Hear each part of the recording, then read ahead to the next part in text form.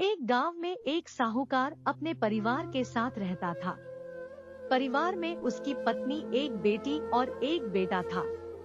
शानदार बंगला, नौकर चाकर, गाड़ियां और सब शानो शौकत का सामान था उसके पास। गरीब लोगों को बहुत ज्यादा सूद यानी ब्याज पर कर्जा देना उसका धंधा था। अक्सर लोग तंगी के दिनों में या किसी त्योहार या ब्याह शादी के मौके पर उस साहूकार से कर्जा ले लेते थे। जब फसल अच्छी होती तो थोड़ा थोड़ा करके उतारने लगते, लेकिन जिस वर्ष सूखा पड़ता तो कर्ज तो छोड़ो, गांव वाले सूद तक नहीं दे पाते थे। इसी का फायदा उठा वो साहूकार उनकी जमीनों पर कब्जा कर लेता, कब्जा कर उन्हें बेच देता और खूब पैसे कमाता। इस धंधे में उसका बेटा भी उसकी मदद करता। दोनों बाप बेटा हर समय किसी न किसी गरीब की जमीन हड़पने की योजना ही बनाते रहते। एक दिन शहर से एक व्यापारी आया और साहूकार से गांव में जमीन खरीदने की इच्छा बताई। साहूकार की खुशी का ठिकाना ना रहा। घर बैठे बिठाए जमीनों का ग्राहक मिल गया।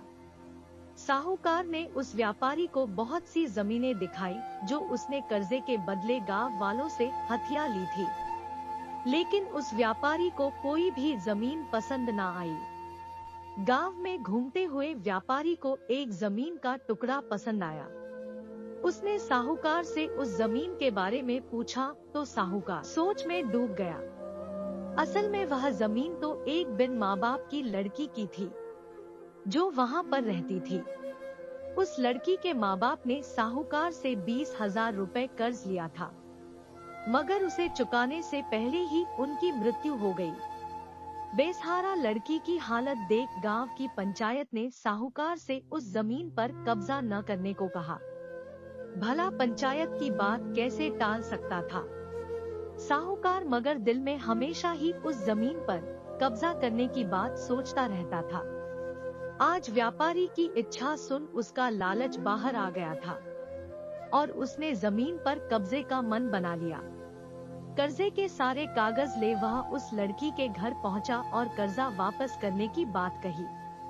जब लड़की ने अपनी दुर्दशा बताते हुए और समय मांगा तो साहूकार ने कब्जा करने की धमकी दी। कब्जे की धमकी सुन वह लड़की पंचायत के मुखिया के पास गई और उसकी जमीन को बचाने की दुहाई लगाई।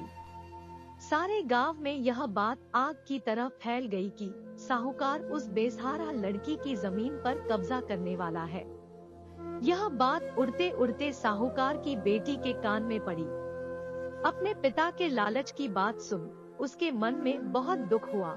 उसने अपने पिता से इस बारे में बात करने की कोशिश की, लेकिन साहूकार को तो सिर्फ बहुत बड़ा मुनाफा ही दिख रहा था।